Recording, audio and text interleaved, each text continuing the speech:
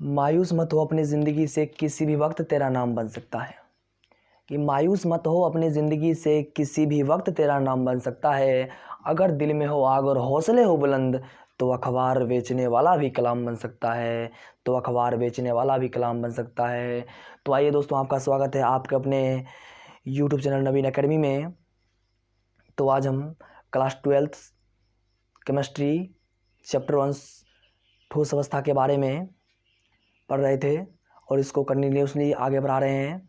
तो आज हम बात करने वाले हैं क्रिस्टलीय ठोस के वर्गीकरण के बारे में, क्लासिफिकेशन ऑफ क्रिस्टलाइन सॉलिड। तो आइए दोस्तों, तो आपको पता होगा कि वर्गीकरण का कुछ ना कुछ आधार होता है। तो ठीक इसी प्रकार से क्रिस्टलीय ठोस का वर्गीकरण हम करने जा रहे हैं और इसका आधार है, और क्रिस्टलीय ठोस के वर्गीकरण का जो आधार है वो अवयवी कण एवं उनके बीच आकर्षण बल, यानी अवयवी कण उसमें कौन कौन से हैं और उनके बीच के आकर्षण बल के आधार पर हम इसका वर्गीकरण करेंगे। तो चलिए पहले इसको लिख देते हैं। देखिए, इसका वर्गीकरण का जो आधार होगा अवयवी कण होगा, अवयवी कण होगा, अवयवी कण, और जो है सो उनके बीच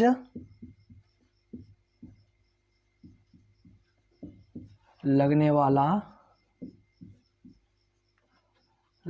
आकर्षण बल, आकर्षण बल। तो क्रिस्टलीय ठोस को मुख्यतः 4 भागों में बांटा गया है। इसके 4 प्रकार हैं और इनके अवयवी कण और उनके बीच लगने वाले आकर्षण बल के आधार पर, और इसके वर्गीकरण का आधार है ये अवयवी कण और उनके बीच लगने वाले आकर्षण बल। तो आइए इसको मैं पहले लिख देता हूँ, आप इसको नोट बना लीजिए। तो आइए दोस्तों, क्रिस्टलीय ठोस 4 प्रकार के होते हैं। पहला है आणविक ठोस यानी मॉलिक्यूलर सॉलिड्स, दूसरा है आयनिक ठोस यानी आयनिक सॉलिड्स, तीसरा नंबर है धात्विक ठोस यानी मेटेलिक सॉलिड्स, और चौथे नंबर में है नेटवर्क ठोस यानी कि सहसंयोजक या नेटवर्क ठोस यानी कि कोवेलेंट और नेटवर्क सॉलिड्स। तो ठीक है, आइए इसके बारे में बात करते हैं। तो देखिए, ठोसों का वर्गीकरण में ठोस था 2 प्रकार के, क्रिस्टलीय ठोस और अक्रिस्टलीय ठोस। ठीक है, और क्रिस्टलीय ठोस के वर्गीकरण में क्रिस्टलीय ठोस 4 प्रकार के होते हैं, यानी अवयवी कण और उनके बीच लगने वाले आकर्षण बल के आधार पर।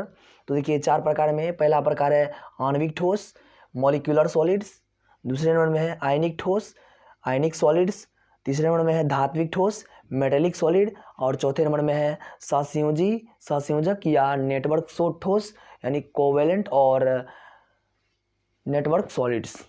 तो ठीक है, तो आइए उसके बाद देखिए आणविक ठोस के भी 3 प्रकार आणविक ठोस भी 3 प्रकार के होते हैं। तो आइए हम भी पहले इसको लिख देते हैं। आणविक ठोस 3 प्रकार के होते हैं। आणविक ठोस के भी 3 प्रकार होते हैं। देखिए, आणविक ठोस 3 प्रकार के होते हैं। पहला है अध्रुवीय आणविक ठोस, दूसरा है ध्रुवीय आणविक ठोस, तीसरा है हाइड्रोजन आवंधित आणविक ठोस। यानी अध्रुवीय आणविक ठोस मतलब नॉन पोलर मॉलिक्यूलर सॉलिड, ध्रुवीय आणविक ठोस यानी पोलर मॉलिक्यूलर सॉलिड, और हाइड्रोजन आवंधित आणविक ठोस यानी कि हाइड्रोजन बॉन्डेड मॉलिक्यूलर सॉलिड। तो देखिए फिर से मैं एक बार इसको एक्सप्लेन कर देता हूँ। देखिए, तो ठोसों के क्रिस्टलीय ठोसों के वर्गीकरण में क्रिस्टलीय ठोस 4 प्रकार के होते हैं, आणविक ठोस, आयनिक ठोस, धात्विक ठोस और सहसंयोजक या नेटवर्क ठोस। तो उसमें से आणविक ठोस 3 प्रकार के होते हैं, और ध्रुवीय आणविक ठोस, ध्रुवीय आणविक ठोस, हाइड्रोजन आणविक ठोस। तो हम इस डायग्राम को बना दिए हैं और अब हम इसको सेपरेट वीडियो लेक्चर में इसे एक एक करके अध्ययन करने वाले हैं। तो ठीक है, आप इसका स्क्रीनशॉट ले सकते हैं। अब मैं आणविक ठोस से शुरुआत कर रहा हूँ। ठीक है, और मेरा डायग्राम बनाने का मकसद यही था कि आपको पता रहे कि किस फ्लो में ये वीडियो आगे बढ़ने वाला है। तो ठीक है, आप इसका स्क्रीनशॉट ले सकते हैं, स्क्रीनशॉट लीजिए, और हम आणविक ठोस को लेकर के आगे बढ़ रहे हैं। ठीक है, इसका स्क्रीनशॉट ले, टेक स्क्रीनशॉट। तो दोस्तों, क्रिस्टलीय ठोसों के वर्गीकरण में हम 1 नंबर में लेकर चल रहे हैं आणविक ठोस के बारे में। तो आइए आणविक ठोस के बारे में अध्ययन कर रहे हैं। देखिए आणविक ठोस, मैं 1 नंबर दे रहा हूँ। आणविक ठोस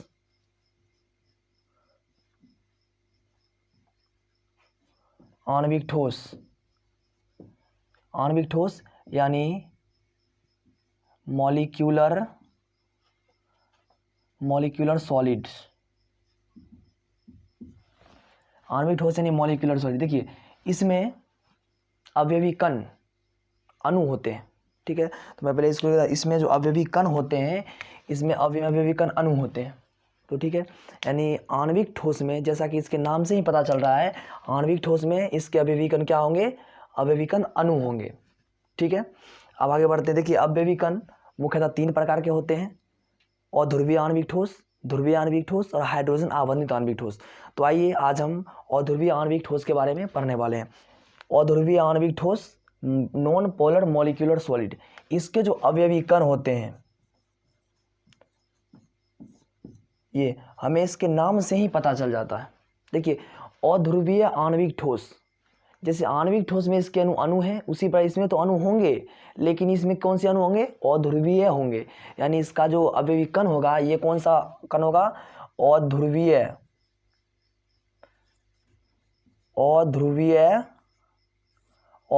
अणु होगा। इसके अवयवी कण, या एक और हो सकते हैं, एवं गैसीय परमाणु भी हो सकते हैं, गैसीय परमाणु। अब मैं इसका जैसे उदाहरण लिख रहा हूं, देखिएगा इसका एग्जाम्पल जैसे हो सकता है हाइड्रोजन सॉलिड, ठीक है, H2 सॉलिड, उसके बाद हो जाएगा आपका Cl2 सॉलिड, उसके बाद हो जाएगा आपका I2 सॉलिड, उसके बाद हो जाएगा ऑर्गन, हीलियम। ये सभी गैसीय परमाणु है और ये सभी क्या है? अध्रुवीय अणु है। तो ठीक है, आइए हम इसके बारे में बात करते हैं। तो देखिए अब जैसे कि देखिए अध्रुवीय अणु, ये अध्रुवीय अणु है, ये भी अध्रुवीय अणु है, ये भी अध्रुवीय अणु है।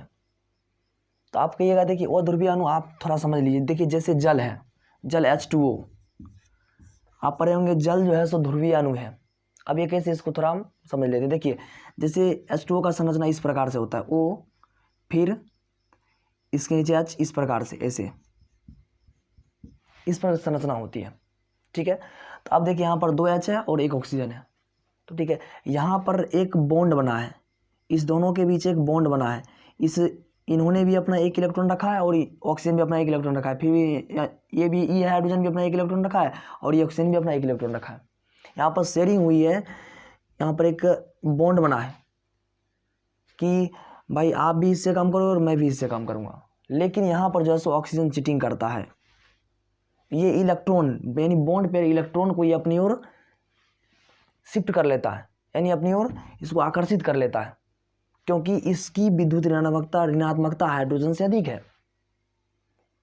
तो यानी कि ये इसको अपनी ओर शिफ्ट कर लेता है, इस बॉन्ड को अपनी ओर शिफ्ट कर लेता है।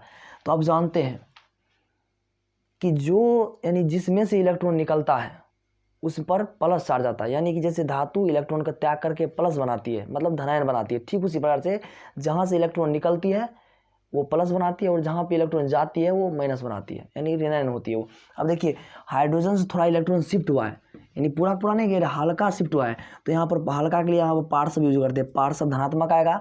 और यही से हाइड्रोजन से भी हल्का इलेक्ट्रॉन शिफ्ट हुआ, आगे गया है, मतलब हाइड्रोजन से दूर गया इलेक्ट्रॉन, तो यहाँ भी हो गया पार्श्व पॉजिटिव। लेकिन यहाँ पे ऑक्सीजन की तरफ क्या हुआ है? इन्होंने अपनी तरफ इलेक्ट्रॉन को शिफ्ट किया है, मतलब अपनी ओर आकर्षित किया है। तो यहाँ पर क्या हो जाएगा? पार्श्व निगेटिव हो जाएगा। तो जिस भी अणु में आपको ये ध्रुव देखने को मिलेगा, ध्रुव मतलब चार्ज, ये चार्ज देखने को मिलेगा, उसी को बोलते हैं ध्रुवीय अणु।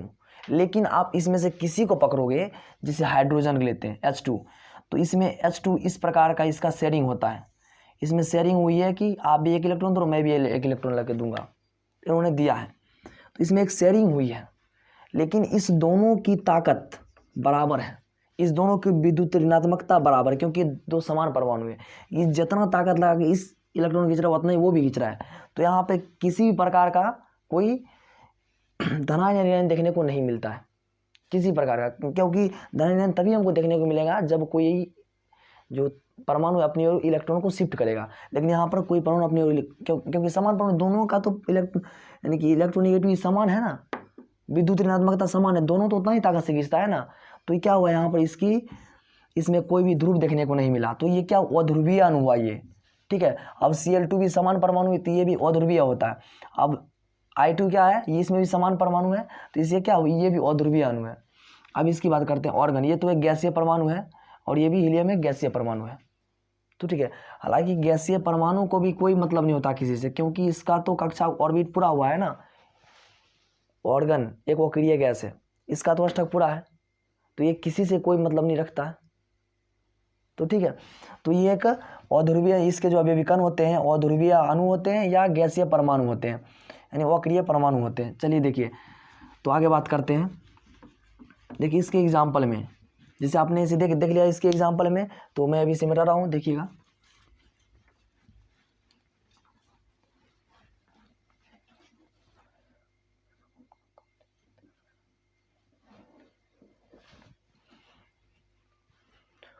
तो देखिए जैसे यहाँ पर देखिए हाइड्रोजन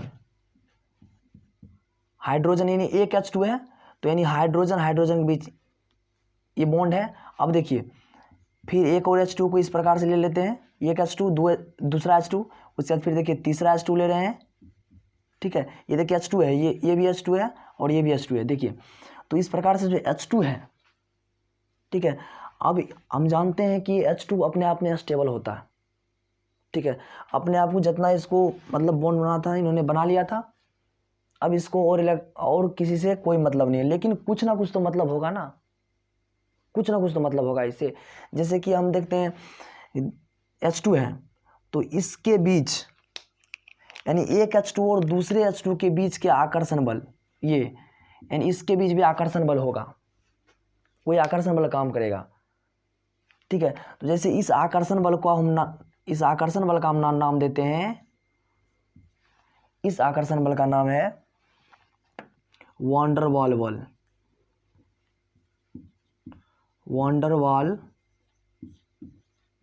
बल, या आप इसे कह सकते हो लंदन बल,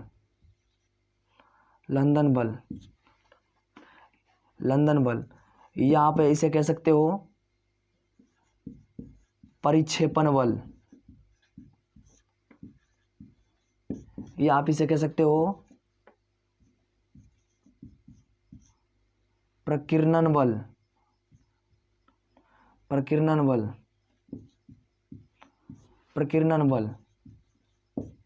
तो देखिए यानी कि एक H2 और दूसरे H2 के बीच जो आकर्षण बल होता है, उस आकर्षण बल को हम बोलते हैं लंदन बल बोलो, वंडर बल बोलो, या परिक्षेपण बल बोलो, या प्रकीर्णन बल बोलो। यानी कि आप अब इसे गलती मत समझिएगा। देखिए तो यहाँ पर ये एक H2 और दूसरे H2 के बीच के आकर्षण बल को बोलते हैं, क्योंकि यहाँ पे देखिए इसके अणु के बीच, देखिए यानी इसके अणु के बीच आकर्षण बल लग रहा है यहाँ पर, क्योंकि देखिए इसके जो अवयवी कण है वो अणु है, ना कि परमाणु या हाइड्रोजन है, इसके अवयवी कण अणु है, यानी एक अणु और दूसरे अणुओं के बीच आकर्षण बल यहाँ पर लग रहा है। तो देखिए जैसे यहाँ पर देखिए मान लीजिए ये एक हाइड्रोजन है और ये एक हाइड्रोजन परमाणु, दो, ये एक H2 है। अब एक और H2 यहाँ पर इस प्रकार से है और एक और H2 यहाँ पे इस प्रकार से है। तो यानी इस H2 यानी इस H2 यानी इस H2 और इस H2 के इस H2 और इस H2 के इस H2 और इस H2 के बीच के आकर्षण बल, इस H2 और इस H2 के बीच के आकर्षण बल को ही हम बोलते हैं ये वान डर वाल बल, या लंदन बल, या परिक्षेपण बल, या प्रकीर्णन बल। तो इसी को हम बोलते हैं। तो देखिए यानी जैसे एक H2 और दूसरे H2 के बीच जो आकर्षण बल होता है, जैसे इस प्रकार से हमने लिखा है, ये एक H2 और दूसरे H2 के बीच के जो आकर्षण बल होते हैं उसी को हम नाम देते हैं लंदन बल, या वान डर वाल बल, या प्रकीर्णन बल, या परिक्षेपण बल। तो ठीक है, तो इसका आकर्षण बल कौन सा हो जाएगा, आकर्षण बल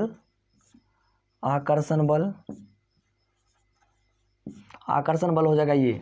तो ठीक है, अब देखिए ये जो है, ये जो बॉन्ड है, ये बॉन्ड कौन से बॉन्ड है, अध्रुवीय आप जानते हैं ये जो बॉन्ड बना ये सहसंयोजक बॉन्ड है।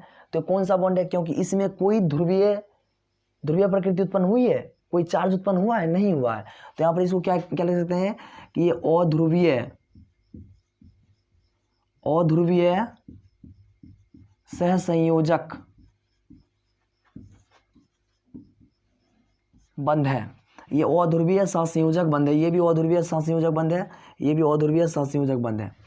तो ठीक है, उम्मीद करता हूँ यहाँ तक आप समझ गए होंगे।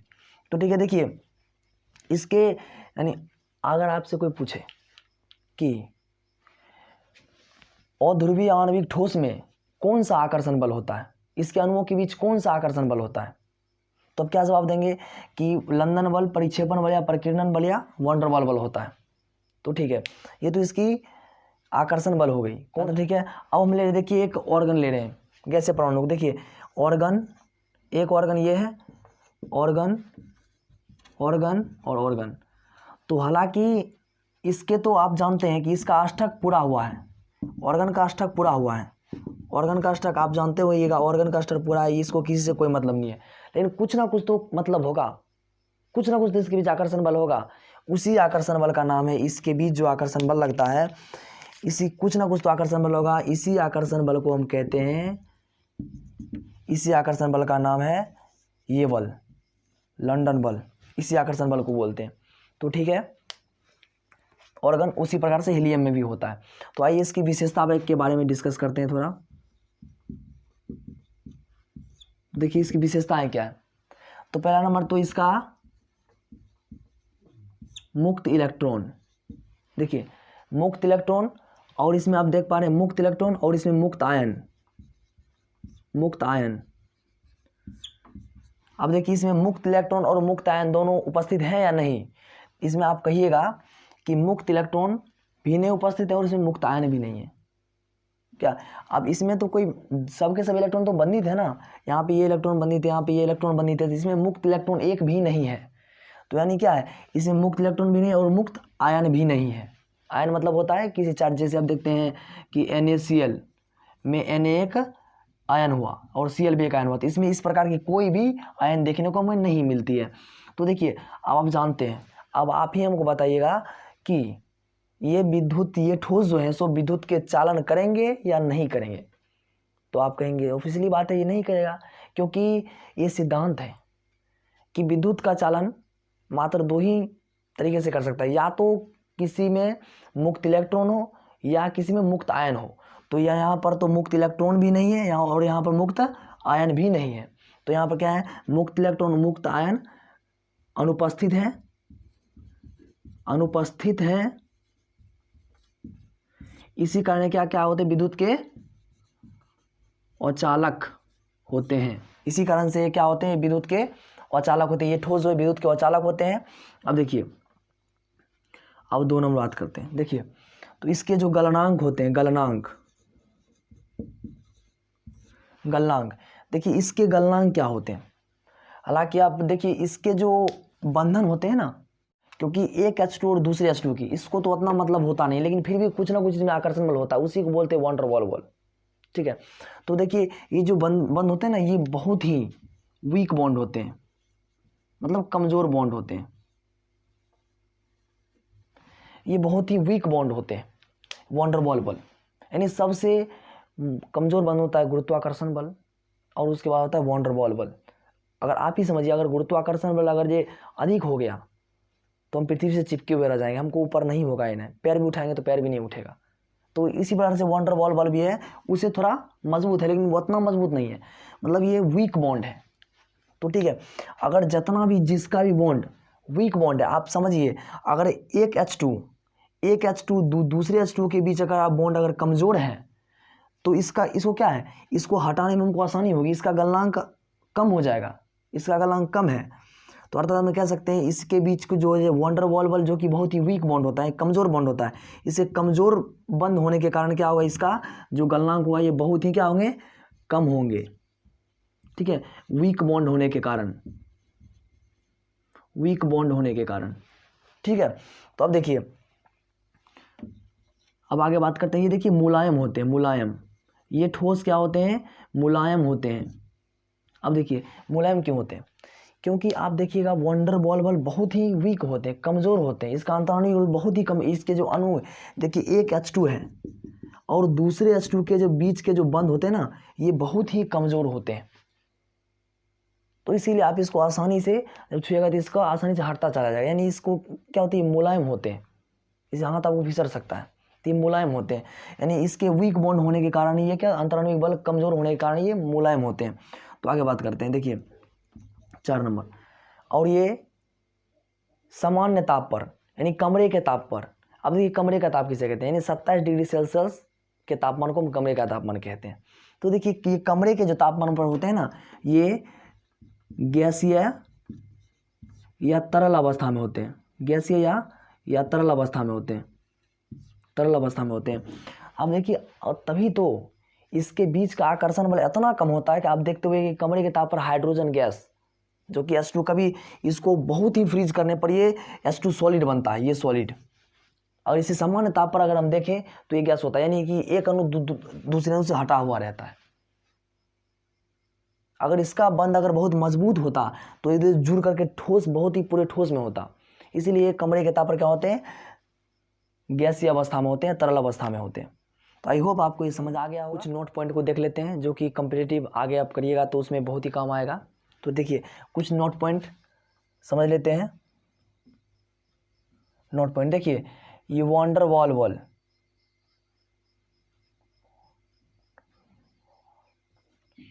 वॉन्डर वॉल बल, ये वॉन्डर वॉल जो है सो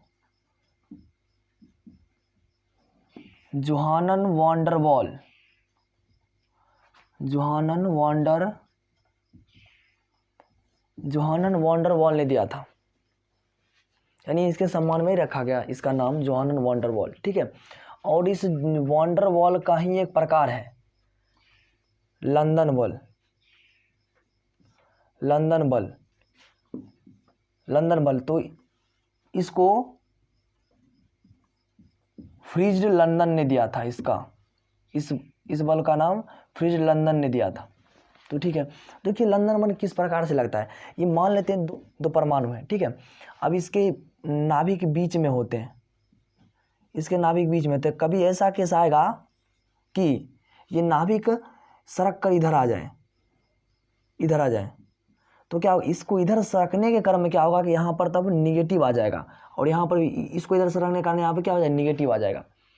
तो इसके जो बीच जो आकर्षण बल लगेगा, तब जो इसके बीच आकर्षण बल लगेगा, इसके बीच जो आकर्षण प्लस और माइनस के बीच, यानी प्लस और माइनस एक दूसरे से आकर्षित होते हैं विजातीय आवेश से, तभी इसके बीच जो आकर्षण बल लगेगा इसी को बोलते हैं लंदन फोर्स, यानी लंदन बल, इसी को बोलते हैं।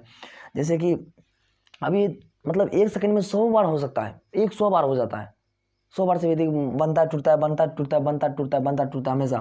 तो यानी कि इसके बीच जो कौन से बल है, लंदन बल है। तो ठीक है, अब देखिए आगे इसके बारे में और थोड़ा बात कर लेते हैं। देखिए ये लंदन बल, ये लंदन बल जो होते हैं, लंदन बल जो होते हैं, लंदन फोर्स जो होते हैं, ये 1/r के समानु, r के व्युत्क्रमानुपाती होते हैं। मतलब कि ये लंदन बल r के व्युत्क्रमानुपाती होते हैं। अब देखिए r क्या है, r देखिए इसके बीच, इसके जो बीच की दूरी है ना, इसी को बोलते हैं r।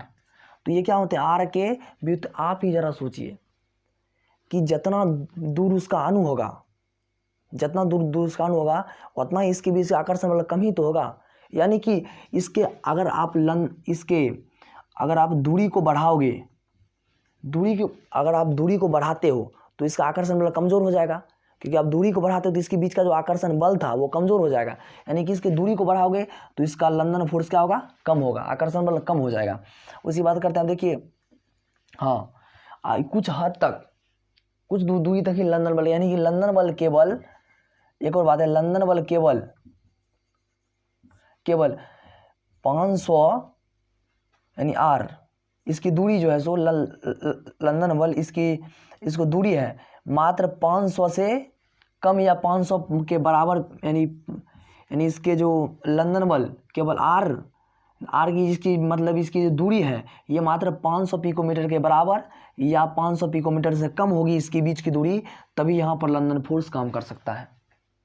एक बार फिर से देखिए, लंदन फोर्स जो है सो यानी कि इसके बीच की जो दूरी है ये 500 पिकोमीटर या उससे कम होगा, तभी इसके बीच लंदन फोर्स कार्य करेगा, अन्यथा नहीं करेगा कार्य। तो देखिए इसके बाद आगे देखते हैं लंदन बल जो होते हैं, लंदन बल परमाणु के आकार के, यानी लंदन बल परमाणु के आकार क्या होते हैं, समानुपाती होते हैं, परमाणु आकार, ठीक है। परमाणु लंदन बल जो है परमाणु आकार के क्या होते हैं, समानुपाती होते हैं। यानी कि जितना परमाणु का आकार बड़ा होगा उसके बीच का आकर्षण बल क्या होगा, उतना ही मजबूत हो, यानी उसके बीच का आकर्षण बल उतना ही बढ़ जाएगा। यानी कि परमाणु का आकार बढ़ाने पर परमाणु का आकार जितना बड़ा होगा उतना ही लंदन फोर्स भी क्या होगा, अधिक होगा। और उसके बाद बात करते हैं, देखिए लंदन फोर्स गलनांक के समानुपाती होते हैं, गलनांक के समानुपाती होते हैं। अब देखिए ये कैसे होता है, अगर मान लेते हैं अब इसका लंदन फोर्स अगर बहुत ज़्यादा है तो इसका गलनांक भी क्या होगा, अगर लंदन फोर्स जिसका बहुत ज़्यादा है उसका गलनांक भी बहुत ज़्यादा होगा। क्योंकि मान लीजिए अगर इसका बीच का जो आकर्षण बल है वो बहुत अधिक है तो हमको उसके अणु को दूर ले जाने में बहुत ही कठिनाई होगी। यानी इसके बीच का अगर आकर्षण मजबूत है तो इसके अणु को हटाने यानी कि इसको गलाने में हमको बहुत ही मेहनत करनी पड़ेगी। यानी जिसका लंदन फोर्स बहुत ज़्यादा है उसका गलनांक क्या होगा, भी बहुत ज़्यादा होगा। तो ठीक है, आशा करता हूँ कि आप समझ गए होंगे, हमने दिल से समझाया है। अगर आपको फिर भी कुछ त्रुटियाँ हो गई है तो कमेंट सेक्शन में जाके लिख सकते हैं, और मैं डेली कमेंट्स को पढ़ता हूँ और मैं आपके कमेंट्स को और आपके प्रॉब्लम्स को दूर करने की कोशिश करूँगा। Thanks for watching. Please subscribe the channel and press the bell icon. Thanks for watching.